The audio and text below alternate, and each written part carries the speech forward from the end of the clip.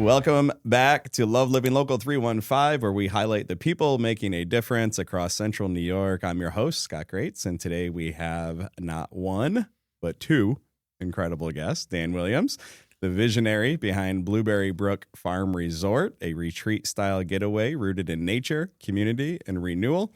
And David Casullo, leadership developer, entrepreneur, and co-founder of Daneli Partners and Rock City Development, whose work helps build strong organizations, vibrant communities across New York State. And together, they bring perspectives on outdoor living, community building, leadership, and purpose. We're excited to explore their journeys, passions, and the change that they're working towards. Welcome, Dan and Dave, the two Ds. Scott, thanks for having me. Yeah, man. It's great to be here, particularly with this guy. Oh, yeah, man. So I'm excited to meet Dan.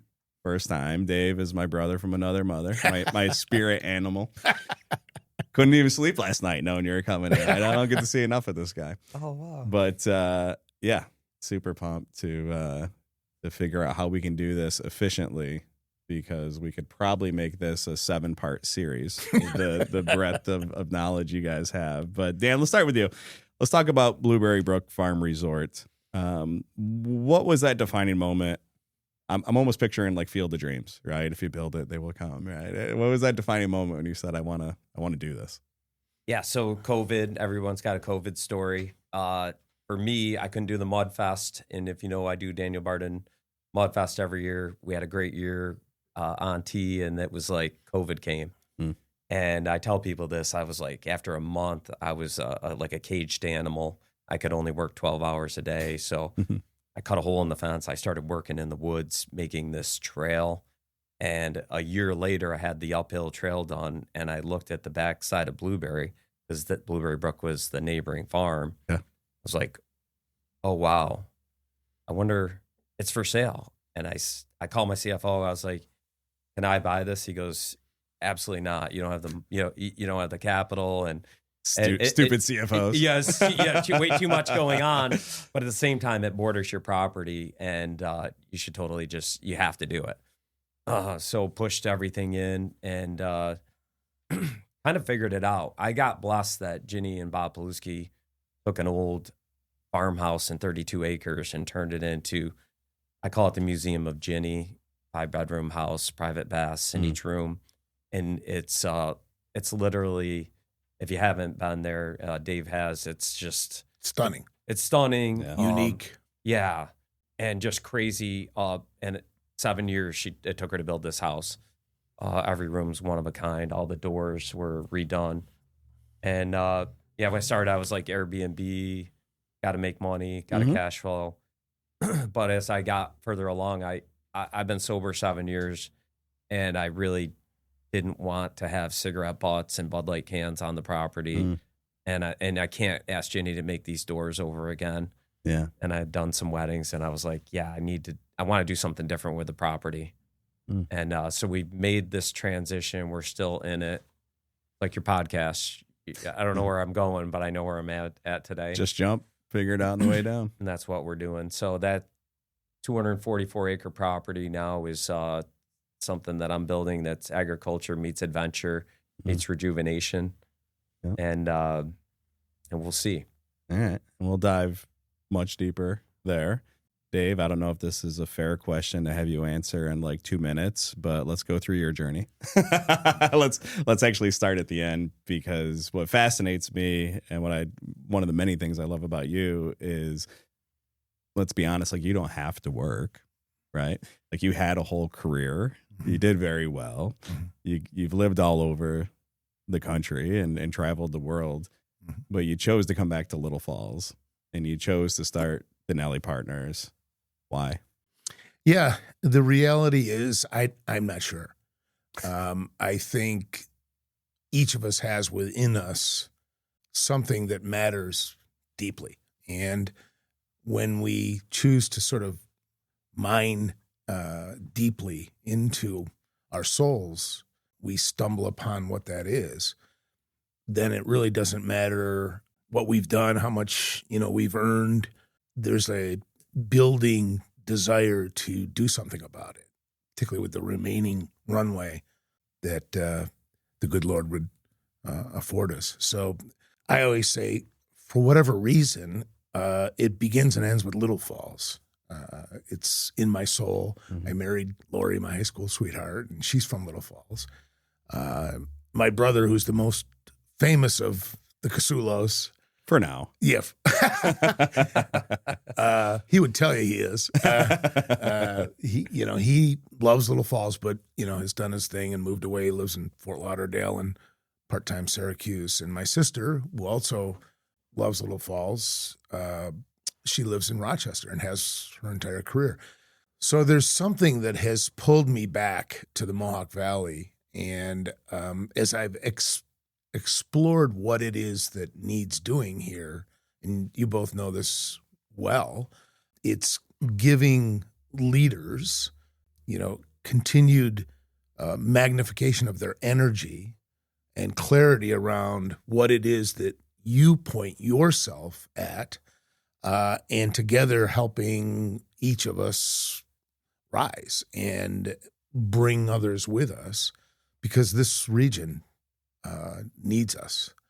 And that really lights my fire, and I'm passionate about it. So that's evolved into the businesses that, we hold. And I think the rest of the story, but I'll stop there. Yeah, and we'll dive deeper there too. Okay. A lot of this conversation is going to be around collaboration. And so let's figure out why you're both here together. Where did the collaboration begin? And what are you hoping to achieve together? Yeah, so David and I kind of lucked out on this. When I bought the Blueberry property, my wife said no, and I was a different person in 2022, and I was like, no, we're doing this, and that's not the best thing you want to do with your spouse and your business partner. But I did, and I got spent about a year where my wife didn't even want to step foot on property, and we had a watershed moment where my coach told me, just show up every day, do the right thing, and she's going to come around, and then shut your mouth. Okay. So it was like 2 years. Would have been actually not even that long ago. Last Christmas Eve was maybe in November. My wife said, can we do Christmas Eve at Blueberry? And I was like, yeah, I'm going to cry, because it was extremely difficult. It was like winning the Super Bowl and hiding the trophy. Because, I'm a farm kid. I grew up with nothing. Mm-hmm. We didn't have clothes to go to school. Good new school clothes. It was like cut the toe out on your sneaker and wear them another season. At any rate, we have Christmas Eve, and Jody Miller Caladona now said, what are you doing with the house? I said, I'm doing this Airbnb thing, but I don't really feel fulfilled, and I don't love that clientele. And I want to use this to deliver more value to the world. And she's like, have you ever heard of Daneli? And then that was the start. That's how Dave and I connected. We haven't talked in a few months. I had hired a guy I don't want to get deep into this, but I hired a guy to run my core business, was Williams Fence and Excavation. I stepped back into the leadership role, CEO and president, in October, and it's been awesome. Dave gave me a little coaching on what to do on that, because it was a lot. The last 3 months, we've only talked once. We did a nice little fireside chat in the morning. Dave gave me some great direction, and we've last 3 months have been a whirlwind, but it's been awesome. And to be able to see you again, Dave, I'm like, man, we gotta do this more often. Definitely, yeah. So what's the vision? Where does Daneli fit? Yeah, so you mentioned collaboration. Yeah. There's a lot of settings where leader development can complement the business strategy. And we saw that, with his organization, not only the farm, but also the fencing company. And, there's a lot of ways that we see things alike. He's a student of leadership and voracious reader. We align on a lot of the principles. But what the three of us align on, that's, I think, a differentiator amongst many people who choose to get into the leadership development world is that we've sweat the sweat, bled the blood, suffered the scars, learned from just doing, and in many cases failing, persevering through fortitude, working hard, learning about the elements of leadership that are specifically necessary to be successful here in Central New York. It's hard.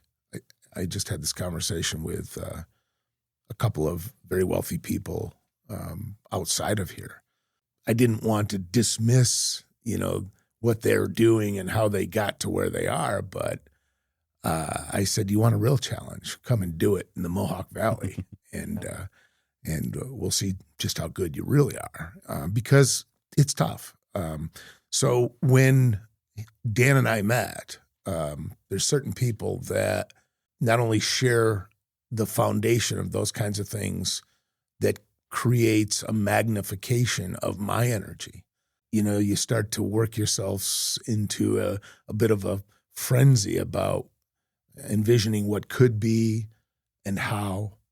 And then there's this fundamental common denominator of caring about this area in a way that really is unique to us. Once that's established, then the how becomes the focus. How can we make this work? Same with you, Scott. That's kind of how you and I got together and started to really. How did we get there? Katie Drake? Katie Drake. Oh, okay, yeah. Katie the connector. Katie says, you got to meet this guy. And I said, well. Yeah, she said the same thing to me. Yeah. She's like, she hyped you up, and I'm like, now you've overhyped them. It's like that movie that everyone loves. Like, you can't watch it because they won't live up to the hype. Short. But you lived up to the hype, and then some. Same with Dan. On that point, Dave, I think that was one of the biggest things that I connected with you on. I've got a chip on my shoulder. Big time being in upstate New York. I remember my dad calling Utica the armpit of New York. Yeah. We could talk about the 90s when the bass. I think that was on a bumper sticker for like 10 years. Oh my gosh. I just want to put that in the bag with should, would, could, if, hopefully. And that notion that we can't be the great city on the hill. I believe that the upside potential for our area is insane. Really, I've been all over this great country. I was actually got a camper van, Ricky, built out, and I was out in British Columbia. And I, obviously between here and there, I got to see a lot of land. 10,000 an acre for land that's just holding the world together. The crow and the rabbit shake hands out there. There's nothing, and I'm going, my gosh, you can come buy a piece of upstate New York for a fraction of that. We can simply work anywhere. Right, with technology where it's at, and Amazon will deliver it to you. We've got tons of drones, right? Yeah, we have tons of water. I'm very bullish about Deansboro. My friends that don't live in the area call me Deansboro Dan. The town board, some of my neighbors, I've been coaching them on. We're either growing or dying. We're between Colgate University and Hamilton College, and I'll be god darned. Okay. There we go. Caught myself. See what you did there, yeah. But I'm so determined to have Deansboro have an actual light. I'm so determined for our town to be better than when I was born in it. Yeah. And we are either growing or dying. And the mindset that we've had in this Mohawk Valley is that it's like this hospital. People are rooting against the win. We're rooting against ourselves. Yeah. We need level 1 care here. Right. God forbid. My dad had a stroke, and this is a good win story, and they brought him to the win and saved him 2 years ago, right? Boilermaker weekend. And that's where I'm at. And when that's why I connected with Dave. It was like, Dave's doing the same thing with Little Falls. In fact, when I told my dad that I was working with you in Little Falls, he goes, man, what is Little Falls still alive? And I said, you wouldn't believe what Dave's doing with some of these buildings that were literally going to fall in the Mohawk River. You touched on rural healthcare. There's another arena where most healthcare institutions, rural, are struggling badly. Enormous losses. And, like most things here, sometimes the narrative takes on a life of its own. When you mention win, sad to say that often the narrative is not positive with regard to WIN. It's a fantastic organization. And Mohawk Valley Health Services and Bassett, I'm the chair of the Little Falls Hospital, really has an enormous amount of dedicated people throughout all of it, staff, nurses, doctors, administrators, that work really hard to make sure that this area is well served in healthcare. And that's such a critical pillar for the future of this area. And, transitioning back to leader development, there's a lot of really talented people in the arena that could use help learning what types of leadership methodologies and actions and capabilities allow leaders like yourselves to be successful in this area specifically. And it's unique. Emotional intelligence, for instance, with residents who are very smart doctor-type people, is often lacking. And it's not because those people aren't necessarily capable.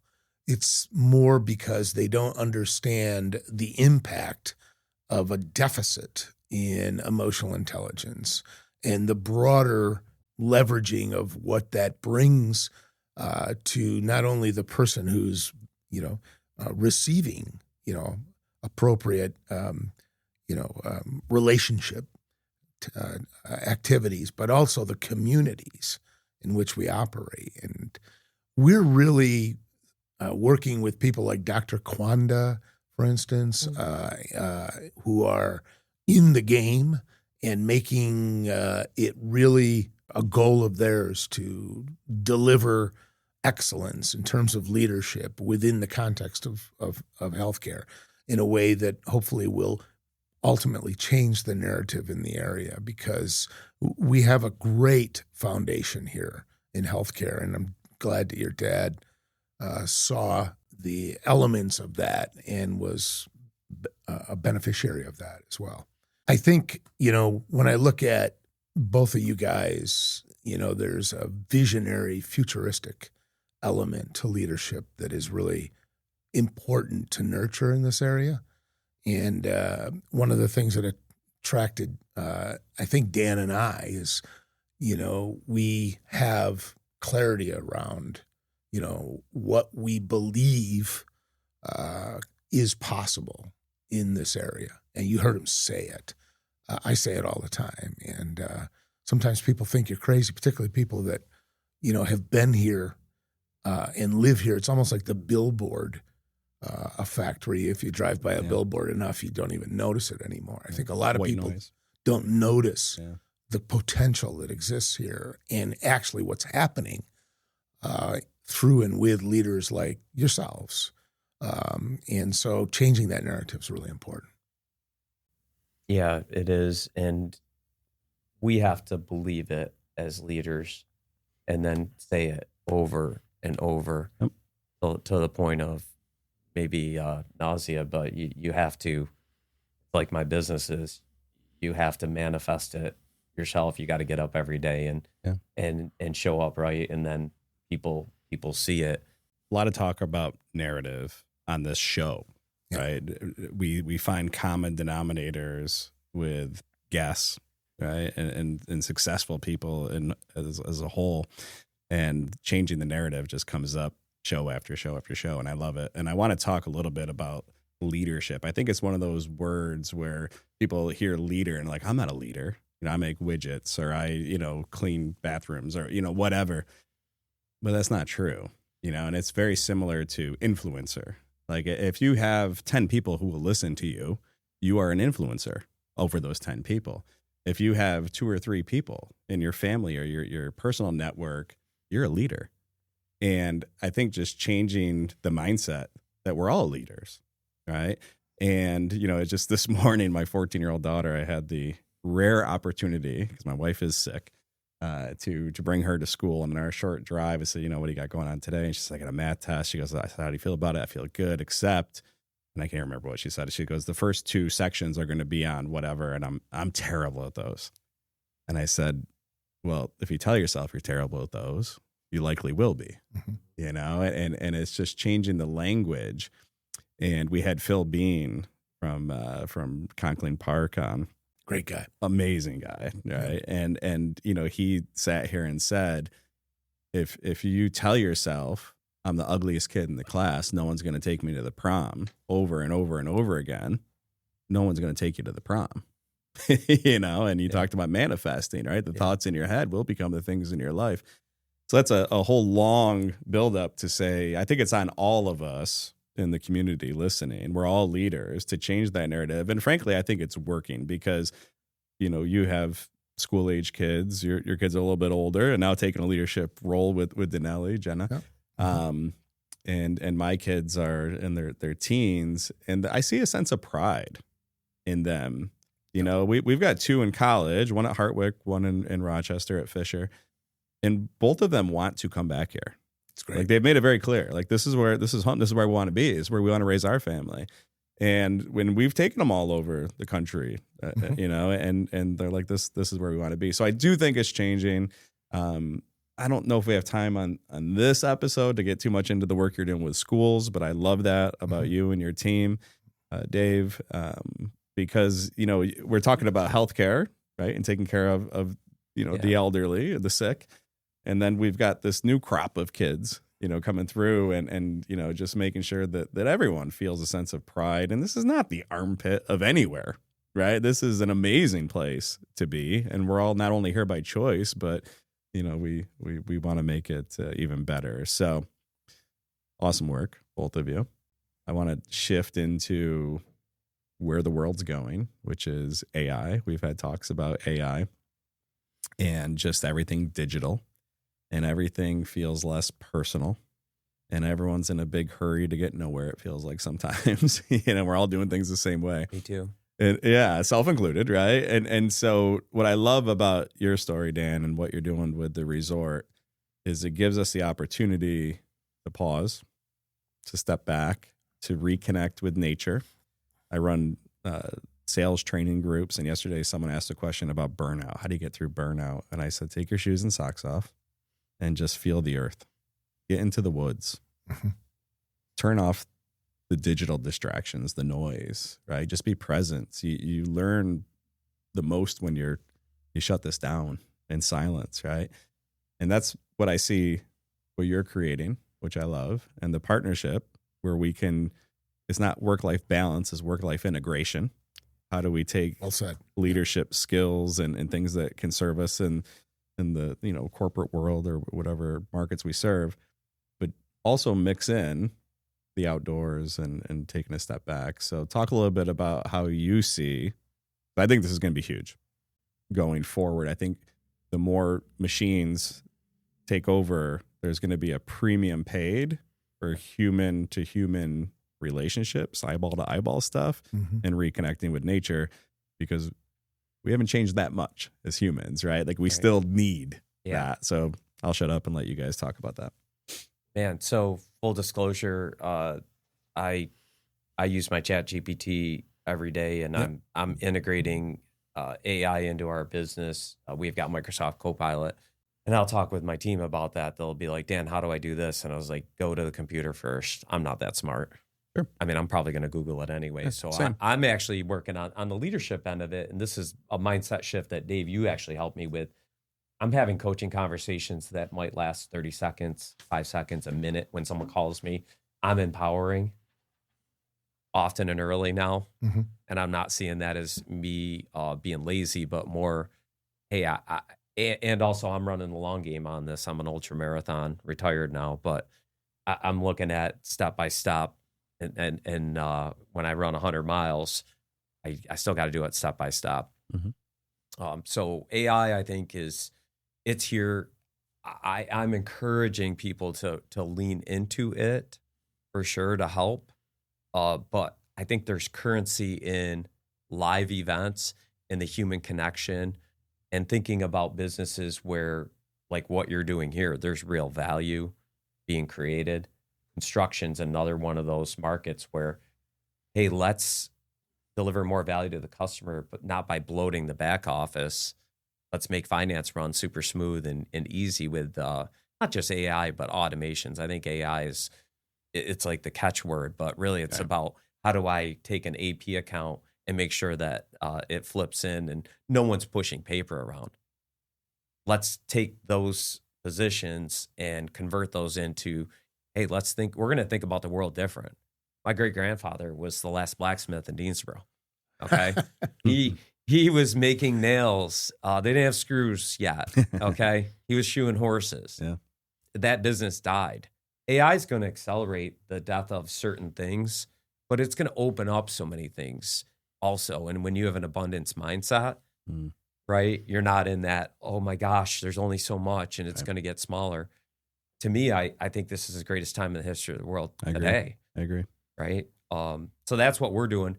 But to go back on Blueberry Brook, I was deeply depressed when COVID hit. It was my son's senior year. I coached him in track. He was going to get the mile and the 2-mile record. He was running 50 miles a week. And that was, I could see it coming. I was like, oh my God, he's not going to get this opportunity. And that made me extremely, I fell into a deep depression. The other was the mud run. And I couldn't do that. And that's why I started making that trail. My wife's like, what the hell are you doing out there? It was me and my 2 dogs. I would just go out. And what I found was that effort that I was giving, I would make the trail. I would go in deeper every day. Or I would like tune up a corner, be like, oh, let me make it this or make it that. But when I came out of the woods, what I realized was that was my medicine. I would look back and be like, because Dave, you're in the trenches every day. It's like you're dealing with people, you're dealing with problems. That's all CEO is. How do we fix these problems? And then a new one crops up. So I was like, every day at night, I would come out of the woods and be like, wow, I feel better.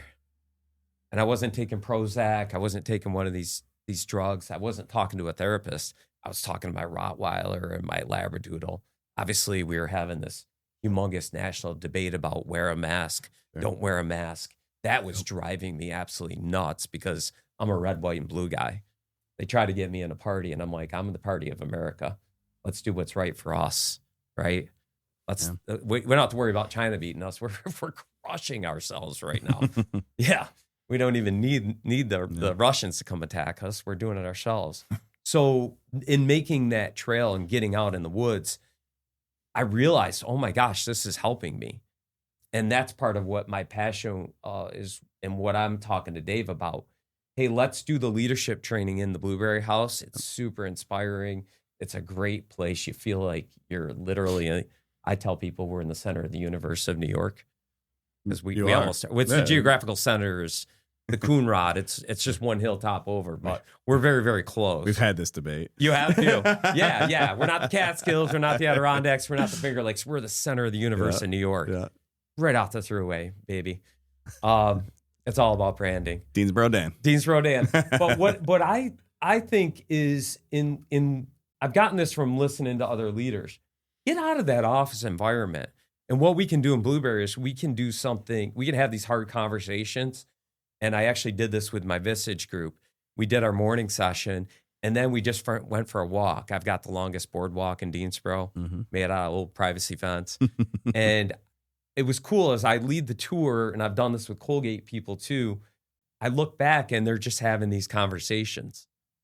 And it just so freaking, there's something about getting out in nature that's disarming. And that's really what attracted me to Dave was, I'm not Luke Skywalker. I'm like one of those little, like, I don't know Star Wars very well, but I know who Yoda is and I know who Luke is. And I'm not Luke, but Dave is definitely Yoda on the leadership level. And he can bring that part to the equation. And then they call me Sherpa Dan. I'll bring the blueberry names, Dan. Yeah. I'll bring the blueberry scones and the muffins. And He makes then great scones. I don't know. I'm working on it every day a little better. That's what lights me up is like getting people out there, in nature. And I'm just blessed that God made these beautiful drumlins and rolling hills. And Jenny and Bob made the most amazing place. Dave? Yeah, I think a couple of things as I'm listening that are important is presence like this, Mm-hmm. and listening to Dan describe what it is that's special about Blueberry Brook Farms cannot be, replicated through AI or technology. Um, there's an energy here, and there's a passion that's obvious. And every time I'm with you, and frankly you, Scott, I feel it. And that's never going to be replaced by AI. But, AI is here to stay, and it's very valuable when it's used in conjunction with efficiency of, data aggregation and dissemination of insights, prompt engineering, the kinds of things that you explain to it that are critical to it then taking information from the broader space of the internet and bringing it quickly to bear for you to consider and then do with it whatever you choose to do with it. I use it spiritually.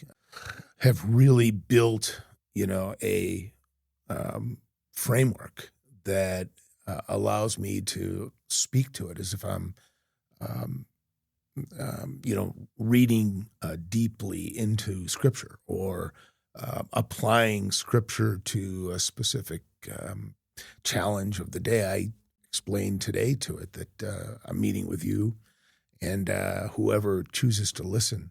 I want to make sure that we're impacting in whatever way is needed and is consistent with, the higher order. So there's a lot of ways where it's really, really valuable. But, like most things in the world, it can also be used for the wrong reasons. And I think, getting back to and not diving too deeply into the school systems, there's a clear concern amongst teachers. My son's a 12th grade English teacher in Little Falls. There's a clear concern that, unless we really guide the process of how AI is meant to be used and is used properly, then there's a real danger that it could go the way of, traditional social media where there was no sort of high curbs and wide road established. It was just the Wild West, and things have evolved that have created, elements of, unfortunate, things like suicide and bullying and, the kinds of things that are, unfortunately part of that world. I think that, if my generation, I'm a boomer, I'm 63 years old, doesn't grasp the value of AI and attach it to the wisdom of a life of experience and learning, then that would be an opportunity cost that would be too bad.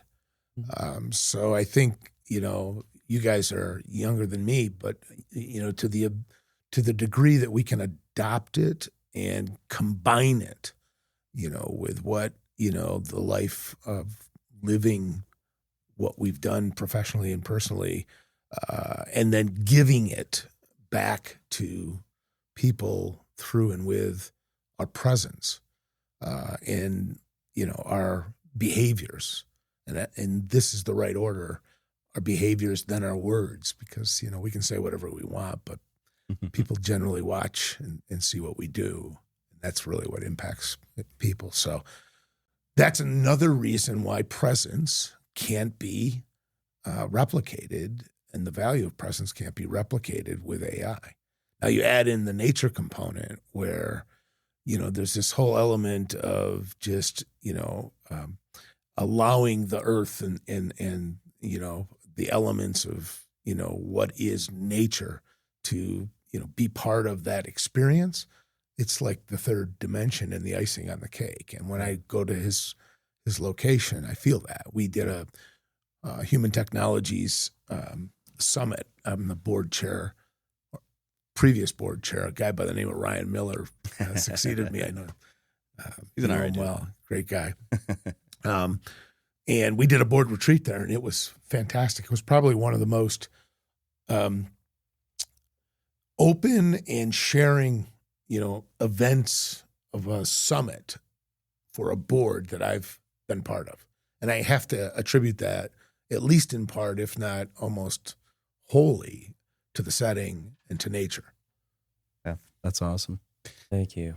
One thing that you touched on, Dave, and this is where I have learned from the recent, I'm going to call them setbacks, failures, giving up. So that's one of the things I want to say is like, and I've had to tell myself this repeatedly. Failures when you just throw the towel in. Mm-hmm. Setbacks are great opportunities. I went back and I listened to Screw It, Let's Do It, Richard Branson. If you listen to Ray Dalio, I just heard you speak on this principles. So I took my Chat GPT and I went into the background. I said, Chat, you're my ruthless COO. You're my mentor. I want you to challenge my thought process. Here are my principles. Here's what I stand for. Here are my values. And when I try to be less than what I want to be, it calls me out. It's like, what are you trying to do here? Yeah. Are you trying to win a war or are you trying to move forward? Where's your energy going to go? I actually turned it into my personal assistant, my workout assistant. And it's like, I'm not going to win the Olympics. I'm not going to do these things. I want to ski at 100 years old. Okay. I want to live till I'm 150. And I honestly think I'm going to die of stupidity or bad luck. I probably won't make it that long. But I'm good with that. They'll be like, that's how he died. He skied off a cliff. Makes sense. That's the Dan we know and love. Yeah. But I do believe that we're going to solve a lot of the disease issues with AI. And, scientists found a cure for apathy, and there's just one problem. No one cares. That's my little joke. But the fact of the matter is, I believe that, God put me on this earth to be a light. Okay. We talk about healthcare. It's like saying, oh man, I got the best auto insurance. I run into a tree every other day and they just keep paying and fixing it. And one of the things that I'm living by example for my team is I've got this hot yoga studio up where you guys held the human technologies offsite. I'm in that studio. My team's seeing me do that. I've got the little workout gym out back. I'm eating right. I'm becoming that example. I can't change the world. All I can do is work on me every day. And it actually started to calm me down when I started to think about it. I was like, if I just look at myself as how do I make Dan a little better every day, it's crazy to think I'm going to fix the national politics or I'm going to make the Mohawk Valley better. I'm just going to work on me. All right, last topic I want to hit on. You mentioned Deansboro being right between Colgate and Hamilton. I know that you both have ties to Hamilton. You're an alumni. Is it alumni or alumnus? I think it's alumnus, and if I got that wrong, they're going to call me. Yeah, I went to St. John Fisher, so I'm not supposed to know that. You should know, coming from Hamilton. Alum. I'm an alum. You're an alum. There you go. That's what I do. When I can't figure out a word, speaking of AI, that would actually help us all right now, right? But if I can't figure out a word, I just use a different one. Yeah. So let's talk a little bit about the work you're each doing with Hamilton and the vision you see for Hamilton and maybe even Colgate on this area. Yeah, so for us, it's funny how things come together. We put the Dana Barton Mudfest on in 2013. I have no idea why the Hamilton hockey team said, hey, we want to volunteer. Mm-hmm. But every year they bring the entire team and they volunteer. I've actually expanded now into the football team. And we bought what was MKJ Farms. Oh, okay. Yeah, we've rebranded as Marshall Mountain Resort. All right. And the kids come and they party there. And so we're connected in that way. And then I'm doing this. They want to offset their carbon footprint. So we're planting a bunch of trees, a bunch of blueberry plants, Christmas trees, and they want to come in and be the labor, which is kind of crazy, right, Scott? As somebody said, Yeah. "Hey, I want to help you for free." That's a good advantage. What's the catch? Yeah, what's the catch? Yeah, and they actually like it, and I think there's a kid that I mentored that graduated last year, Aiden Held. He was captain of the football team. People talk about, these kids these days. Nonsense. I met a lot of really great kids, and Aiden was one of them. And I've got a kid, Graham Stearns, right now. That's my next little Jedi that I'm working with, and he's at Colgate. But he's just another one of those kids. They're so curious. My buddy Dooley says they're not defeated yet by life. Anyone that says kids these days or paint with a wide brush around it, they're not working with them. It's ignorance. It's true, honestly. Because the kids today are more amazing than ever. Honestly, Absolutely. So that's awesome. Yeah, and to that point, more amazing. I think more concerned and purposeful than certainly I was at that age. Yeah. And more stressed about, being what they're thinking others are expecting them to be. And this relates back to the Hamilton point. There's a lot of brilliant minds who've done really well in the early part of their lives to get into Hamilton and are now trying to figure out, where to aim their gaze in the world. And the interesting thing is when they look to aim their gaze, they look past the Mohawk Valley and Utica. I think for a lot of reasons, but one of them is that's just been the norm. When I was at Hamilton, it was very rare to have someone from this area, there. And when you were there, you didn't really spend a lot of time in the communities in this area. Thankfully, I think that's changing for a lot of reasons. The new president is really focused on integrating with the communities here. I think that coming off the Hill and being part of, the needs here from a civic perspective and leveraging the skills and talents of, those talented kids is really important. And in a reciprocal way, those kids need to understand through experiencing, the communities in which, Hamilton College sits within that need their help and how they can help. The socioeconomic spectrum is skewed in many ways to the lower end here. And, one of the things Daneli's mission points to is that within that lower socioeconomic category, there's some really capable, talented, ethical people that just need a sight line to, give them a chance to become all that they can become. And I think when you integrate, what you identify as the students at Hamilton with, the population here and each learns from the other, there's a magic to it. And it accelerates what we're trying to do here. So we are working with Hamilton to try to complement that in some meaningful way with leadership development. Met with, the Levitt Center of Public Affairs, which is a segment of the college that's really focused on, helping students with, public affairs roles and, pointing them in the right direction to give them, a launching pad. And they are doing remarkable things.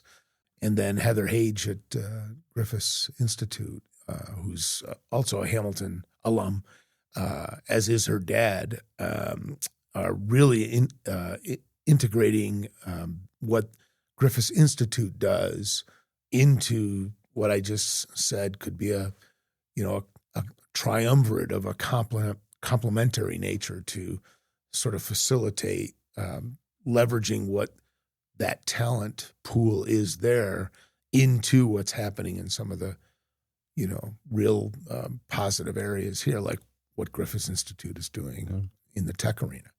So really excited and really want to make Daneli and frankly Little Falls, a place where this happens. Our stone mill building, 1839 vintage, both of you been there, on the Mohawk River Erie Canal, famous for manufacturing Union Army uniforms in the Civil War, is a really unique setting as part of Canal Place. And, both Hamilton College and Griffiths Institute have visited and thought, this is a really interesting sort of adjacent setting for, creating an experiment like I've described in a community in the region that could then be an example for other communities. So we're really trying to nurture that and move that forward. And that's become a passion for me this year in 2026. It's awesome. 45 minutes or so into this, my mind is wondering, like, when do you guys sleep? Right? I mean, in 45 minutes, we've covered higher level education. We've covered, the work you do with kids, the work you're doing with leaders. You've both mentioned that you serve on different boards. You're both very philanthropic.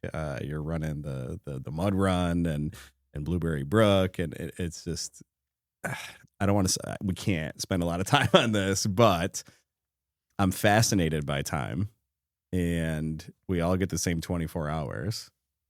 What would be just a quick sentence or two around your philosophy on time and how you get as much as you get done, each of you? Leverage, having a clear vision, not pouring time and effort into non-value, empowering others. And again, I'm on the low level of Jedi, but to me, and then persistence, and also I tell the kids, and this is something I got out of Hamilton: find something that tickles you right here, and then it's not really work. I do have trouble shutting it down. I get up early, and that helps shut it down. But I call it great answer. Hamster in the wheel. Leverage, empowerment, and what I'm hearing. This is Gene Wickman traction. Your big rocks, your top priorities. A lot of energy there. Yeah. Right. And trust others to do the things that just don't light you up. Dave. Yeah, I would add to that love. I think the older I get, the more I use love as a factor to discern whether I'm using time effectively. I love the community of Little Falls. I love the Mohawk Valley. I love you both for all the reasons we're tight. I love the people that work for us and try to improve their station as best as I can every day. I love my family, and spending time with them in a loving environment is a very, very, very good use of time. So I think if I chase what I love, then I'm likely going to fall into using time properly. I might mess up the author's name. I think it's John Hope Bryant. Love Leadership. Have you heard of this book? Heard of that, yes. Yeah, great read. And anyone that knows Dave Casullo knows that there's no BS detected there. You're a hugger. You're a lover. Yep. It's growing up, when I grew up and the way I grew up, and I won't get too deep here, but, my father was never one to say, I love you, and then for me to get to where I am now, and I start listening to different leaders, and Ed Milet comes to mind, big podcast guy. He'll have guests on and he'll say, I love you, brother. Right? And you can tell he means it. Right. Yeah. And I'm like, that's weird. And I've reached a point in life where I'm like, I love you, Dave. Like, that's okay. Yeah, right back at you. And you do the same. And to be in your presence is just an energy lifter. And you certainly make everyone better. And Dan, this is the first time we're meeting. It's not going to be the last. No. And I'm excited to have you in the network now. part of the family, and excited to see where Blueberry Brook Farms goes, because I just think the integration of everything that we're all trying to accomplish, listeners included, it's just a great spot to kind of, it's there, but so is all the important stuff with the connection and camaraderie and nature, and meaningful conversations without the digital distractions. So I love what you're doing, and obviously huge fan of Daneli and the leadership that you guys do. So thank you both for coming on, and excited to see where we can take this thing in the future. Thank you, and huge fan of what you're doing as well. This is fantastic. Thanks.